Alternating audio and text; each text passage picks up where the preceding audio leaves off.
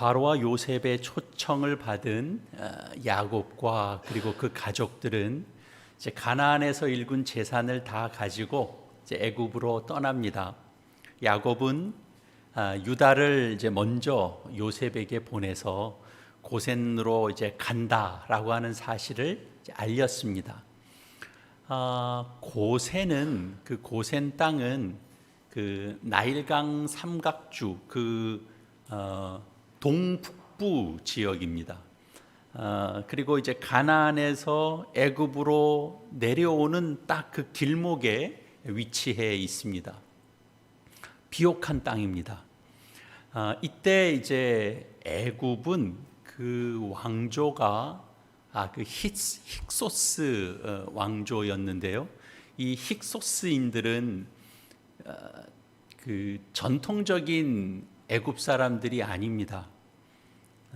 가나안 계통의 사람들이었습니다. 그래서 가나안에 살고 있었던 그 힉소스족이 이때는 지금 애굽을 지배하고 있던 그런 때입니다.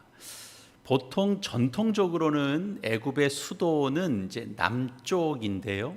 남쪽 뭐 테베나 멤피스나 이제 이런 지역들을 주로 수도로 삼았었는데 요셉 시대에 이 힉소스 왕조는 이를테면 이제 그들이 살던 그 가나안 땅과 비교적 가까운 그 고센 인근에 이제 수도를 정하고 그렇게 통치하고 있었습니다. 그래서 바로 궁전하고 그 요셉이 그러니까 이제 야곱을 불러서 그 야곱이 앞으로 거처하게 되는 그 고센 그 땅은 비교적 이제 가까웠습니다. 요셉은 바로의 궁전에 수시로 드나들면서 이제 총리 역할을 감당하고 있었기 때문에 아버지 야곱이 이제 이 애굽으로 내려와서 거하게 될 그 땅을 그곳을 그래도 자신도 수시로 이렇게 왔다 갔다 할 수 있는 이제 그런 거리에 거처를 삼은 거죠. 드디어 요셉이 그 아버지 야곱을 고센 땅에서 만납니다. 요셉은 아버지 야곱을 보고 이제 껴안고 그리고 한동안 울죠. 얼마나 반갑고 얼마나 기뻤을까요? 그건 뭐 말로 표현할 수 있는 경지를 아마 넘어서는 것일 겁니다. 야곱도 요셉에게 이제 내가 죽어도 이제 여한이 없다. 이제 그런 말을 남기죠. 그리고 나서 요셉이 이제 앞으로 해야 될 일정에 관해서 아주 좀 주도 면밀하게 이야기를 합니다. 요셉은 아버지 야곱과 형제들에게 이제 바로에게 가서 가나안 땅에 살던 가족들이 왔다는 보고를 내가 하겠다라고 이제 먼저 이야기를 합니다. 그래서 구체적으로 어떻게 말할 것인지를 이야기하는데요. 요셉이 바로에게 가서 가족들을 이제 32절에 있는 내용대로 그들은 목자들이라 목축하는 사람들이므로 그들의 양과 소와 모든 소유를 이끌고 왔다라고 소개하겠다라는 걸 가족들에게 알리는 겁니다. 이제 두 번째 소제목 한번 올려주시고요. 그리고 아버지와 형제들에게 당부하기를 바로가 형제들을 불러서 무슨 일을 하느냐 이렇게 물으면 주의 종들은 어렸을 때부터 지금까지 목축을 하는 자들이다 그렇게 밝히고 우리와 우리 선조들이 다 그러했다 이렇게 답변을 해야 된다라고까지도 알려줍니다.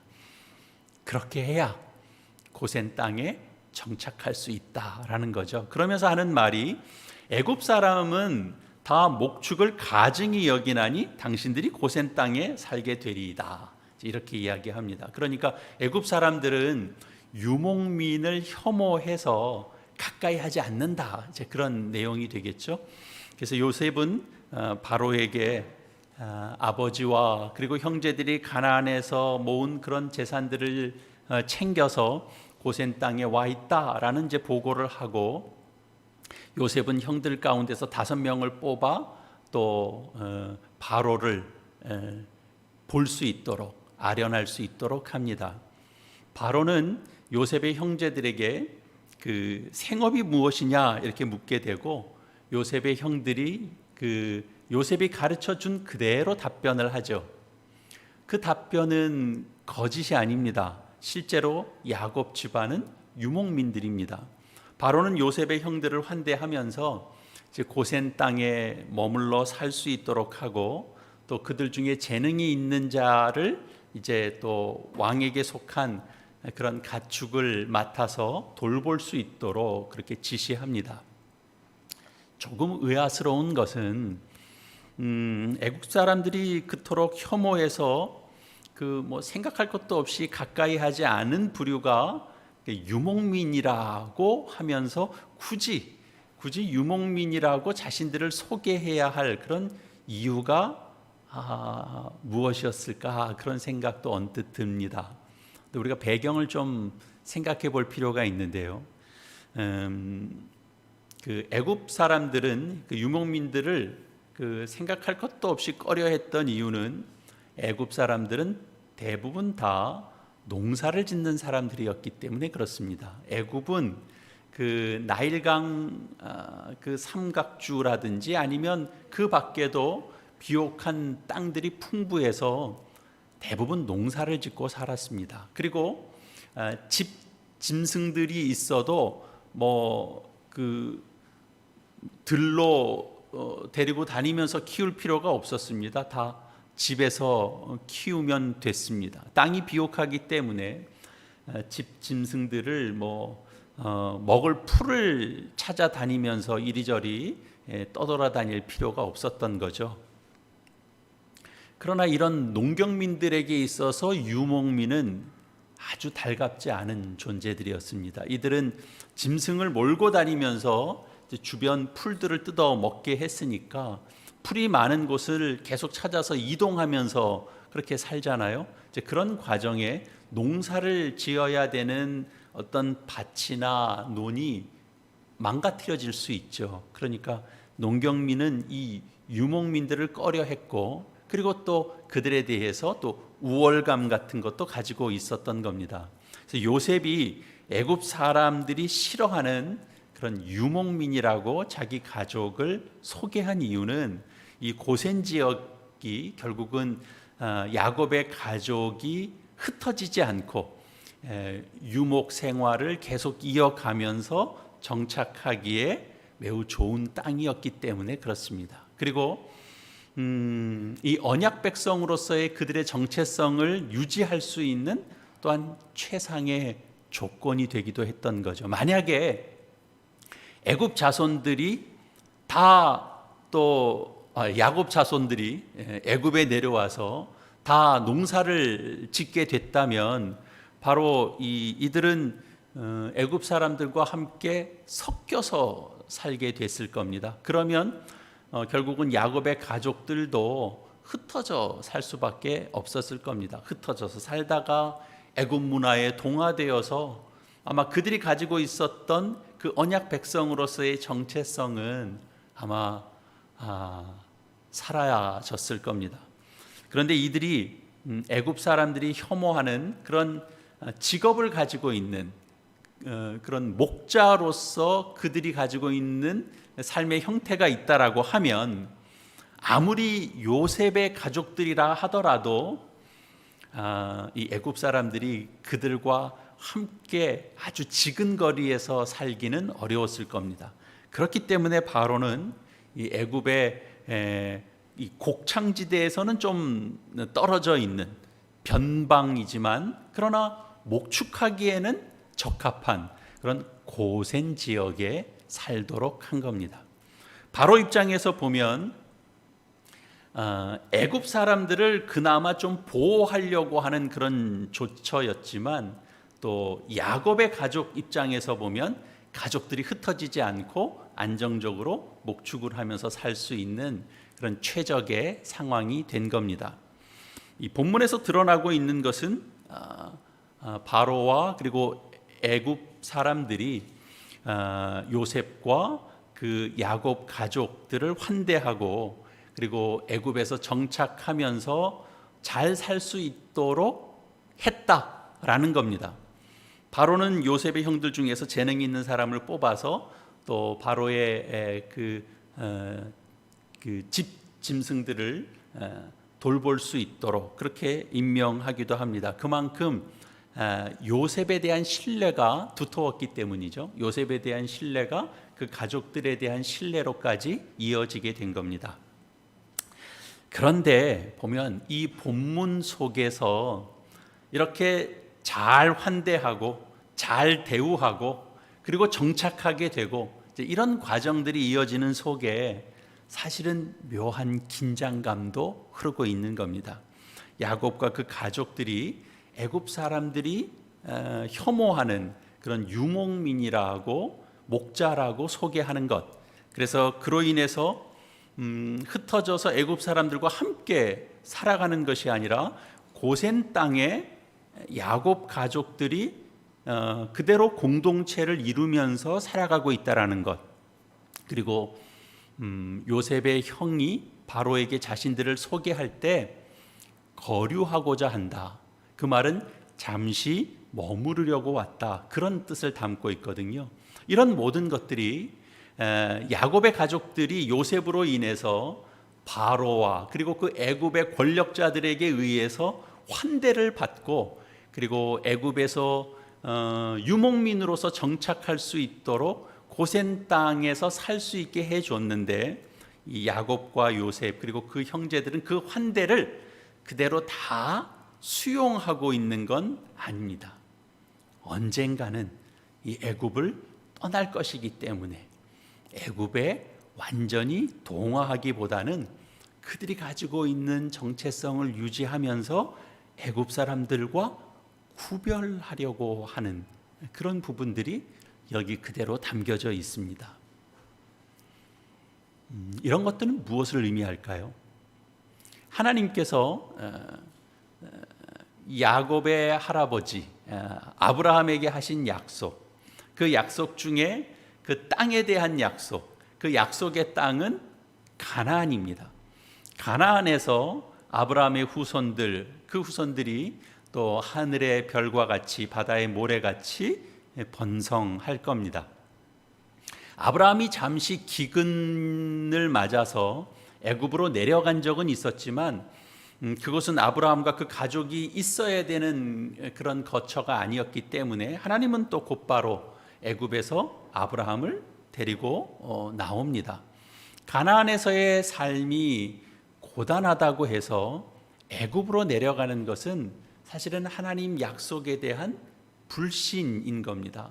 그건 하나님에 대한 불신이기도 합니다. 아브라함과 그 후손들은 가나안 땅에서 하나님을 예배하고 또 하나님께서 주시는 그 약속을 따라 그 법도를 따라 하나님의 약속을 또 기억하고 섬기며 그렇게 살아야 됩니다. 애굽이나 가나안에 사는 그런 이방 민족들의 그 풍습을 그들이 따르지 않고 하나님의 백성으로서의 그 고유한 정체성을 지키면서 그들은 살아야 되는 거죠. 아무리 애굽이 풍요롭다고 해도 하나님께서 약속하신 가나안 땅보다 훨씬 더 그 땅이 비옥하다고 해도 그곳에 그들이 정착해서 살아갈 수는 없는 겁니다. 그렇게 하나님께서 계획하고 있지 않으셨습니다. 아브라함의 후손들 야곱의 가족들이 살아야 될 곳은 가나안입니다. 이것이 하나님의 약속이고 하나님의 뜻이요 하나님의 계획입니다. 요셉은 이 약속을 잊지 않았습니다. 요셉은 당대 가장 최강국이죠. 주변 모든 나라들이 그 극심한 흉년, 그 기근을 맞아서 다 먹을 것이 없어서 굶어 죽어가는 그런 상황에도 먹거리가 부족하지 않았던 그런 애굽에서 그는 20여 년을 살았습니다. 그리고 수년 동안 또 총리로 그 나라를 다스리고 있습니다. 그쯤 되면 약속의 땅 가나안을 잊을 법도 합니다. 근데 요셉은 애굽에 동화되지 않고 가나안에 대한 그 하나님의 약속을 그는 기억하고 붙드는 자였습니다. 그래서 그 큰 기근을 피해서 아버지와 그 형제들이 애굽으로 내려왔지만 애굽에서 이제 뿔뿔이 흩어져서 그 땅에서 각자 정착하도록 한 것이 아니고 그들이 오히려 그 안에 동화되지 않도록 그렇게 조치를 취한 겁니다. 언제든지 하나님의 때가 되면 가나안으로 돌아갈 수 있도록 애굽과 그리고 가나안의 그 중간 지역이 되는 그런 고센 땅에 그 형제들을 모아서 그렇게 살도록 그렇게 한 겁니다. 함께 모여 살아야 아브라함의 후손으로서 그들의 정체성을 잃지 않을 것이고, 그렇게 함께 모여 살아야 하나님의 언약을 간직할 수 있기 때문에 그렇습니다. 애굽이 그리고 고센 땅이 하나님께서 약속한 땅이 아니기 때문에 언제든지 그들은 그 땅이 아무리 비옥한 땅이라 할지라도 그 떠날 준비를 하면서 애굽에서 살기 시작한 겁니다. 이것이 오늘 본문 속에 담겨져 있는 의미입니다. 그런데 이렇게 고센 땅에 살게 된 아브라함 후손들, 야곱의 후손들이 언제든 떠날 차비를 하면서 공동체를 이루면서 살기 시작한 그 기간이 얼마 동안 그 땅에 살게 되었는가? 무려 400년 넘게 그 땅에서 살게 됐습니다. 그런데 이 400년 동안 애굽에서 살던 이스라엘 백성들이 결국 이제 애굽을 나오게 되는 그 계기가 무엇이냐? 우리 출애굽기 말씀을 좀 찾아보겠습니다. 창세기 뒤에 이어서 출애굽기 1장 말씀입니다.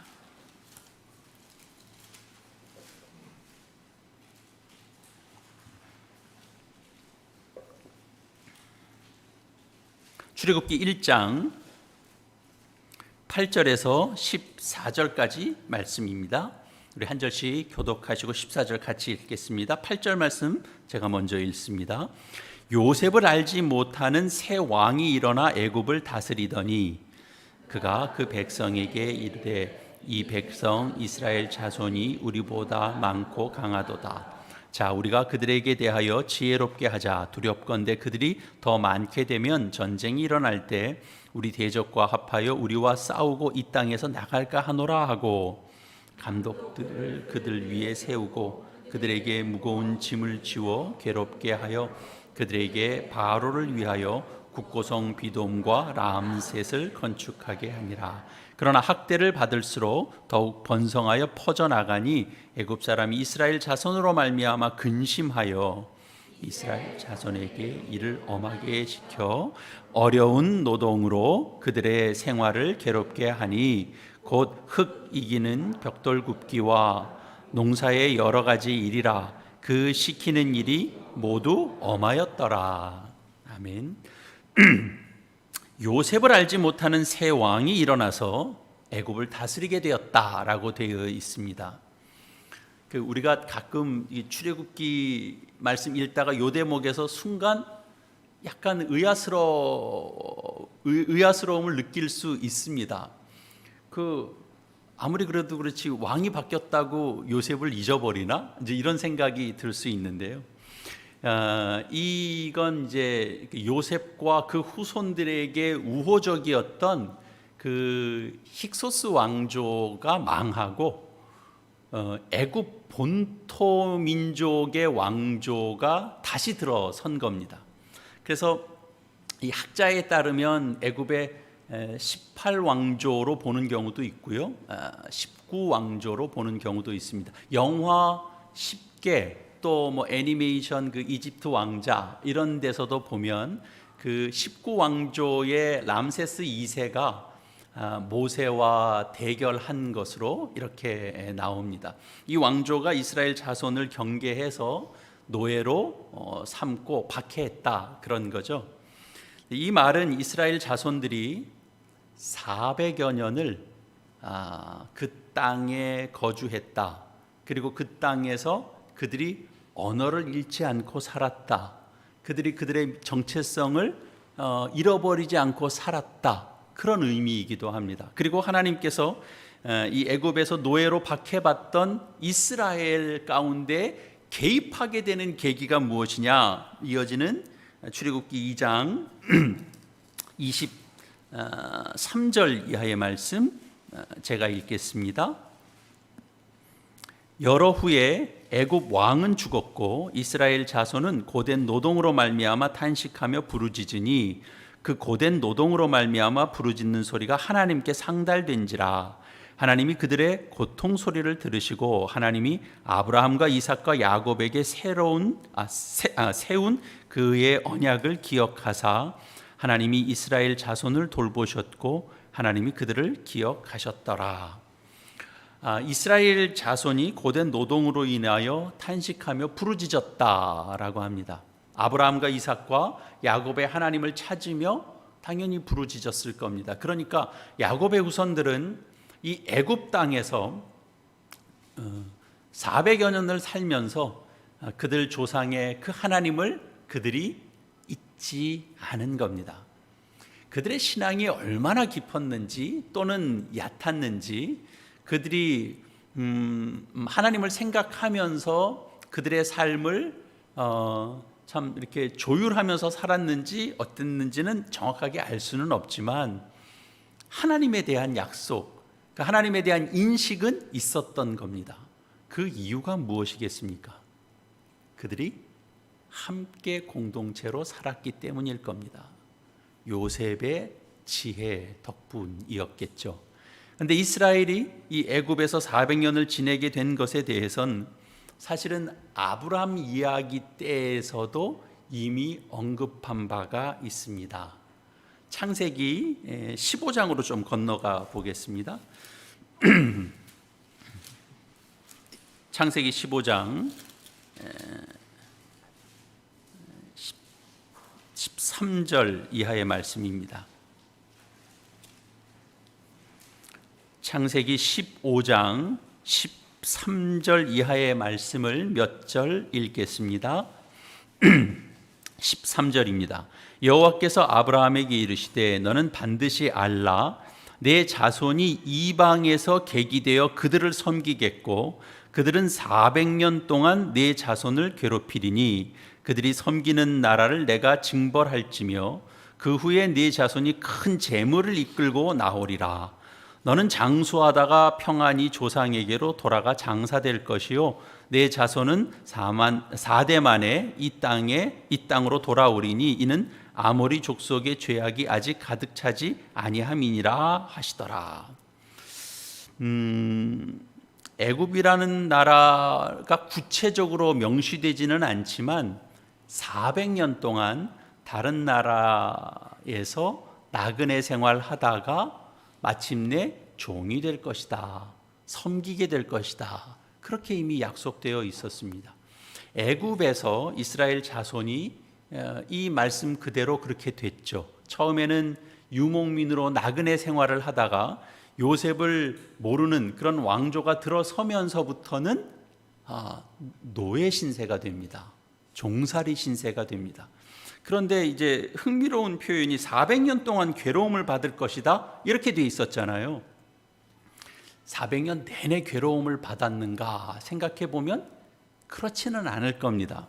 그 힉소스 왕조 때는 요셉 덕분에 대우를 받고 살았겠죠. 그러다가 이제 그 힉소스 왕조가 멸망하고 나서 요셉을 알지 못하는 새 왕조가 들어서면서부터는 이제 박해가 시작이 된 겁니다. 근데 왜 하나님은 400년 동안 괴로움을 받을 것이다 그렇게 말씀을 하셨을까? 사실 이 말은 이스라엘이 가나안에서의 그 대기근을 피해서 애굽으로 이주하면서부터 시작된 그 모든 시점부터 그리고 이제 이후에 모세가 등장해서 이제 모세로부터 모세의 인도 속에서 이제 애굽을 빠져나오는 그 탈출하게 되는 그 시기 전부를 다 통틀어서 400년 전부가 괴로움을 받은 시기라 이렇게 말씀하시는 셈입니다. 우리 옛날에 좀 생각해 보면 요즘은 그런 거 잘 이해를 잘 못할 테지만 여러분 뭐 옛날 생각해 보시면 집안이 좀 어려워서 부모가 그래도 일감을 얻어서 또 일하기 위해서 좀 타지로 이제 좀 돈을 벌러 가면 그 자녀들을 다 데리고 가는 것이 아니라 이제 자녀들은 좀 있던 곳에 가까운 친척에게 맡겨두고 가는 경우들이 종종 있었잖아요. 뭐 친척 집은 또 그래도 좀 여유가 있는 집에 이제 아이를 맡기곤 했습니다. 그러면 뭐 거기서 사는 동안에는 먹는 밥은 잘 나오죠. 잘 자게 하고 또 뭐 좋은 옷도 함께 입혀주고 그런 생활을 하지만 그러나 그래도 어쨌든 그 눈칫밥입니다. 분명 그 집에 있는 자녀들과는 어떤 식의 이제 구별이 느껴지기도 하고 그랬죠. 노골적으로 구박하지는 않을지라도 무언의 그런 이제 일종의 찬밥 신세 같은 것 그런 것들을 느끼게 되죠. 그리고 매사에 조심스럽죠. 뭐 아무리 고기 반찬 나오고 좋은 옷 입어도 이렇게 마음이 그렇게 편하지 않죠. 괴롭습니다. 그런 것과 같습니다. 오늘날 우리에게 생각해 보면 이런 건 어떤 의미일까요? 애굽은 영적으로 보면 세상을 가르칩니다. 애굽을 세상이라고 하면 신자들은 사실은 애굽이라고 하는 오늘날 세상에서 사실은 고센이라고 하는 경계선에 머물며 살아가는 사람입니다. 이걸 좀 신약적인 표현으로 우리가 굳이 좀 바꾸면 신자들은 세상에 살지만 세상에 속하지 않고 세상에 살지만 그러나 하나님 나라의 백성으로 살아간다. 그렇게도 우리가 표현하곤 합니다. 그래서 신자들은 세상과 하나님 나라의 그런 경계에 살고 있는 거죠. 그렇기 때문에 마음 편하지 않습니다. 괴롭습니다. 걱정거리도 있게 됩니다. 아예 세상에 속해서 살거나 아예 세상 일 다 잊어버리고 온전한 하나님 나라를 이렇게 섬기면서 살거나 그러면 또 괴로움이 덜할 수 있겠죠. 이스라엘 백성들이 애굽에 동화돼서 애굽 전역에 흩어져서 애굽 사람들과 함께 살아가고 애굽 사람들과 결혼하고 애굽의 풍습을 따라 살고 그러면서 400년을 살았다면 그러면 그들은 다 애굽 사람이 됐겠죠. 그 생활에 적응하면서 살았겠죠. 그런다고 삶의 괴로움이 없지는 않겠지만 그러나 그들은 그렇게 산 것이 아니고 고센이라고 하는 애굽과 가나안의 그 경계가 되는 지역에 그들은 모여서 공동체를 이루면서 살았습니다. 하나님은 이것을 400년 동안 괴로움을 받은 것이다. 그렇게 표현하고 있는 겁니다. 신자는 세상에서 흔히 세상 사람들이 말하는 그런 행복한 사람, 그런 행복한 사람과는 좀 다릅니다. 행복하냐, 괴롭냐, 신자는 어느 쪽에 있냐, 그러면 측면이 좀 다를 수 있겠습니다만 오늘 말씀에 근거하자면 신자는 세상에서 괴로운 사람들입니다. 지금 세상에서 일어나는 여러 전쟁과 또 무수한 사람들이 또 죽어나가는 모습을 보면서 또 세상에서 여전히 일어나는 혐오와 또 차별이 있는 또 그런 환경 속에서 사람들이 행복할 수 없죠. 또 우리가 이사야 말씀을 보면 그 안에 보면 하나님의 괴로움들이 그 안에 다 표현되어 있잖아요. 세상에 죄악이 만연하고 있을 때 하나님이 가지시는 괴로움과 그 탄식이 있다라는 것이 이사야 말씀 전체에 다 채워지고 있습니다. 신자는 세상에서 괴로운 사람이 아닙니다. 그러니까 행복한 사람이 아닙니다. 신자들은 세상과 또 사람들의 죄악을 목도하면서 하나님에게 그 죄악 때문에 괴로움을 토로하는 그런 존재들입니다. 그래서 이 괴로움은 당연히 없어야 되는 무슨 악 같은 것이 아니고, 괴로움이 있다라고 하는 건 사실은 신자의 정체성을 보여주는 하나의 표지가 됩니다. 세상에 악한 일들이 일어날 때 그것으로 괴로워하는 마음이, 그것이 신자의 신자됨을 드러내는 그런 표지가 되는 겁니다. 오늘 본문 속에서 37장 8절 이하의 내용에서 이런 표현이 있었죠. 바로가 야곱에게 묻되 내 나이가 얼마냐? 야곱이 바로에게 아뢰되 내 나그네 길의 세월이 130년이니이다. 내 나이가 얼마 못되니 우리 조상의 나그네의 길의 연조에 미치지 못하나 험악한 세월을 보내었나이다. 험악한 세월을 보냈다 그럽니다. 근데 사실 이거 과장된 표현이 전혀 아닙니다. 야곱의 삶은 하나님께서 함께 하시는 인생이었지만 행복한 인생이었다, 그렇게 이야기하기는 어려울 겁니다. 그가 표현하는 것처럼 험악한 세월을 보냈습니다. 참 말도 안 되는 고생을 치렀습니다. 죽을 고비도 넘겼습니다.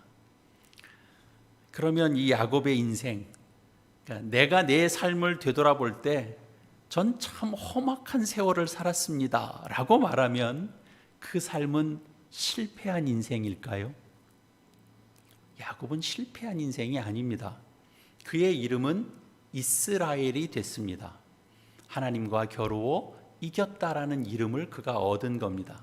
그리고 당대 최고의 권력자인 그 애굽의 바로, 신의 아들처럼 추앙받던 그 바로가 축복한 게 아니라 바로를 축복하는 자리에까지 올라간 겁니다. 그런 실패한 인생이 아닙니다. 우리가 무슨 인생을 성공한 인생, 무슨 실패한 인생 이렇게 평가하는 것 자체가 사실 좀 우습지만, 굳이 그런 차원에서 따진다면 야곱은 성공한 인생입니다.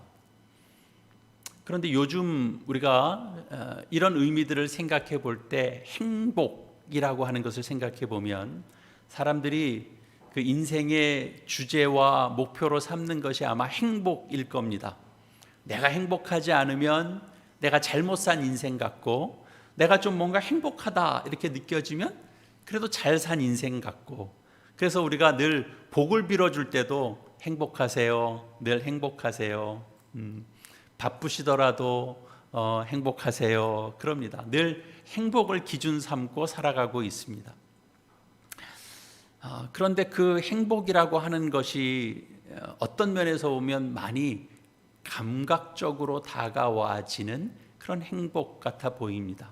그래서 행복이 인생의 목표가 되거나 또는 행복의 유무로 내 인생이 잘 되고 있구나 못 되고 있구나 그렇게 판단하게 되는데, 사실은 그것이 기준이 될 수는 없습니다.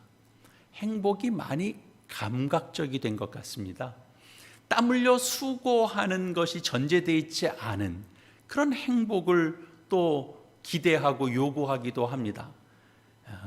그건 거의 중독에 가까운 거죠.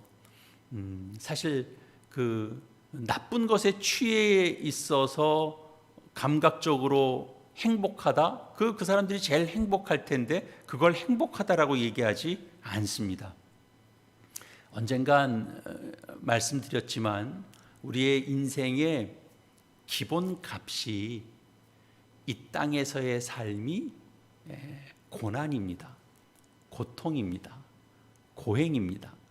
이건 창세기에서도 이미 인간이 땀을 흘려야만 먹고 살 수 있다 이렇게 표현된 바가 있습니다. 아담과 하와가 하나님께서 그만 그 선악을 아는 그 나무의 열매를 따먹게 되자 에덴 동산에서 쫓겨났습니다.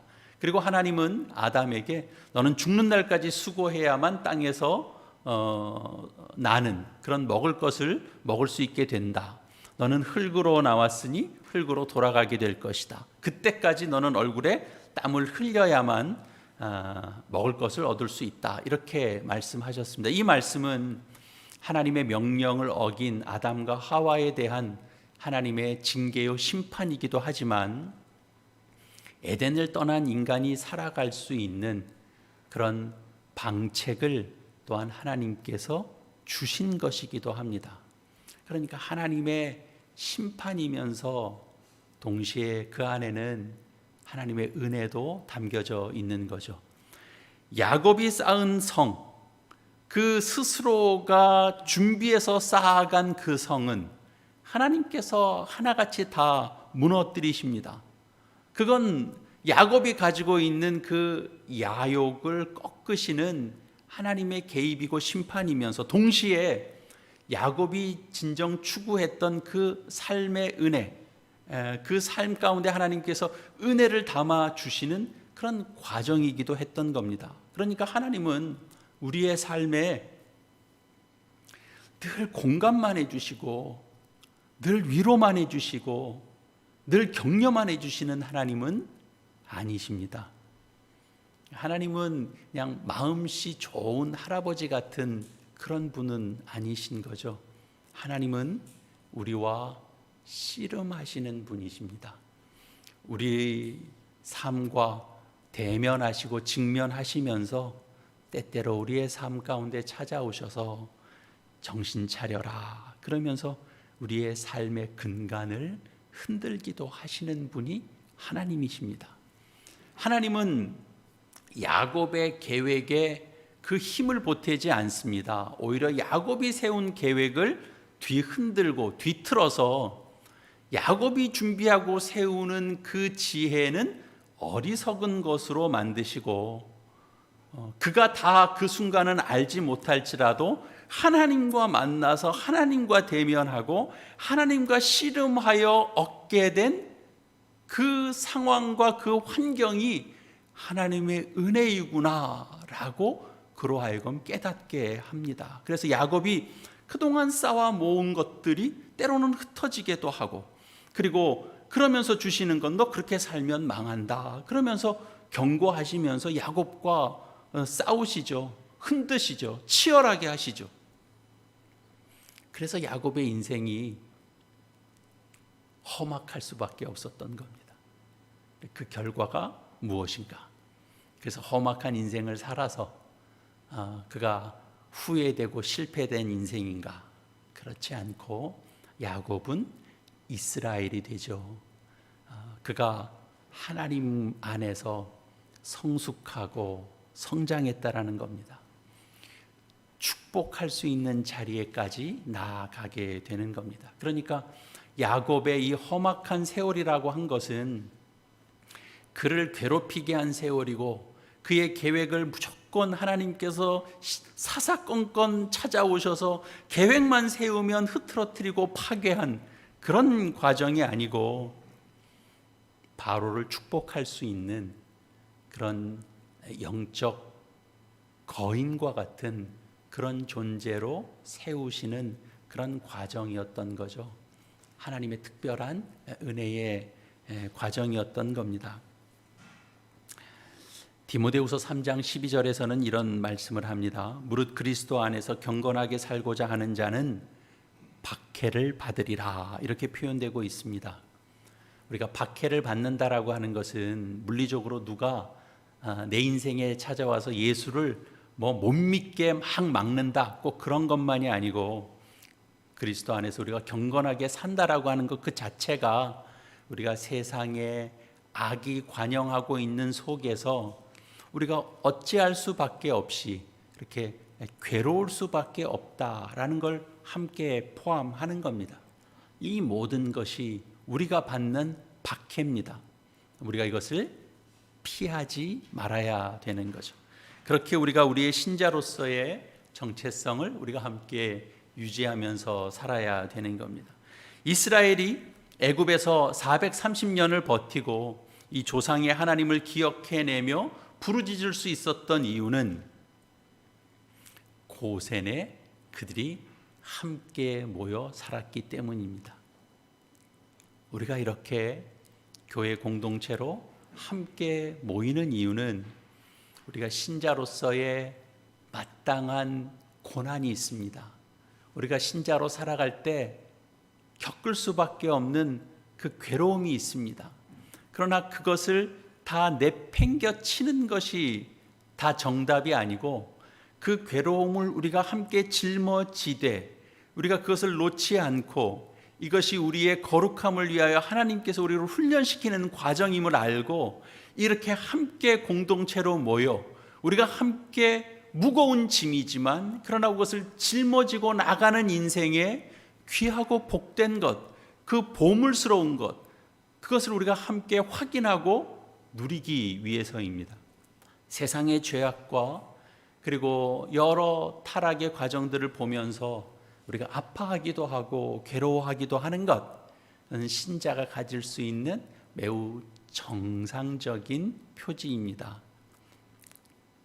우리가 교회로 모이는 건 정보를 얻기 위함도 아니고 돈 버는 방법을 얻기 위함도 아닙니다.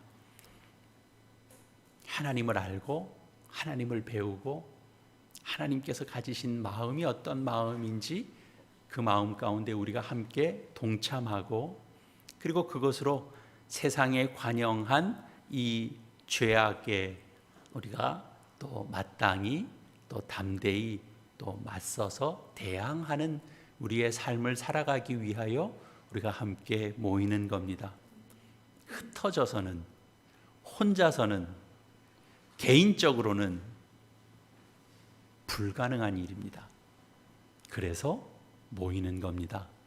모여서 우리의 괴로움을 이야기하는 겁니다. 우리가 짊어지고 있는 그 아픔과 고통을 함께 나누는 겁니다. 교회의 존재의 이유는 바로 그것입니다. 여러분의 신앙생활은 어떠십니까? 여러분의 신앙생활 가운데 참 하나님께서 내 인생에 찾아오셔서 이렇게 씨름하고 있음을 여러분은 때때로 느끼십니까? 우리가 값싼 행복에 우리가 마음 뺏길 때가 있는데 행복이라는 것도 때때로는 이 시대의 또 다른 이름의 우상이 될 수 있다라는 걸 기억하시고 행복을 확인하기보다는 내 안에 감사가 있는가를 확인할 수 있는 여러분들 되시기를 바랍니다. 신자의 정당한 증거와 표지는 그런 우리 안에 괴로움이 있는 겁니다. 괴로움 없이 난 행복합니다로 신자된 것을 확인하는 것이 아니라 괴로움이 있다라는 게 또한 우리 신자의 중요한 정체성일 겁니다. 괴롭다고 힘들다고 도망가지 마시고 고센에 모여서 그 400년이라는 시간 동안 그 하늘의 별과 같고 바다의 모래와 같이 그 자손이 번성할 것이다 라고 하는 그 약속을 고센 땅에서 이루시는 그 하나님의 손길을 기억하시고 우리 시대의 고센, 우리 시대의 공동체, 우리 시대의 교회로 우리가 함께 묶여서 이 안에서 하나님의 은혜를 받고 우리의 신앙이 훈련받고 성품이 훈련받고 변화되고 그래서 하나님 앞에 행복보다 더 앞서서 나가는 감사를 고백하며 주의 영광을 위하여 우리의 삶을 또 살아갈 수 있는 저 여러분 다 될 수 있기를 이 말씀으로 축원합니다. 우리 이 말씀 기억하시면서 우리의 마음을 새롭게 다지는 우리 화음의 기도 함께 드리시겠습니다. 사랑의 하나님, 오늘 야곱과 또한 요셉의 삶을 통해서 우리가 세상에 살지만 세상에 속하지 않은 그런 경계인의 삶이 어떤 것인지 다시 한번 생각하게 해주시니 감사합니다. 세상이 말하는 땀 흘림 없는 값싼 행복에 그 유혹에 빠지지 않게 해주시고 세상의 그 악함을 보며 함께 아파할 수 있는 하나님 사람됨의 그 정당한 괴로움을 기꺼이 짊어지고 나아가는 주의 사람들이 되게 하여 주시옵소서. 내 뜻대로 내 인생이 풀리지 않고 또는 쌓아 올린 것들이 무너지는 험악한 세월을 지날 때에도 그것이 우리를 무너뜨리는 것이 아니라 하나님께서 우리를 이 시대의 가장 거룩한 영적 거인으로 빚어가시는 하나님의 거룩한 은혜임을 믿고 낙심하지 않게 하여 주시옵소서. 혼자서는 이 험악한 시간을 버텨낼 수 없사오니 저희를 이 시대의 교회로 고센 공동체로 묶어 주시옵소서. 이 거룩한 괴로움을 함께 나누며 하나님의 마음에 그 하나님의 심정에 함께 동참하는 살아있는 공동체가 되게 하여 주시옵소서. 온전히 하나님께 우리의 인생을 맡기며 하나님께서 이끌어 가시는 대로 신뢰하며 순종하며 나아가는 저희 모두가 되도록 하나님 복 내려 주시옵고 우리의 입술에 감사의 열매가 맺게 하여 주시옵소서. 예수님의 이름으로 기도합니다. 아멘.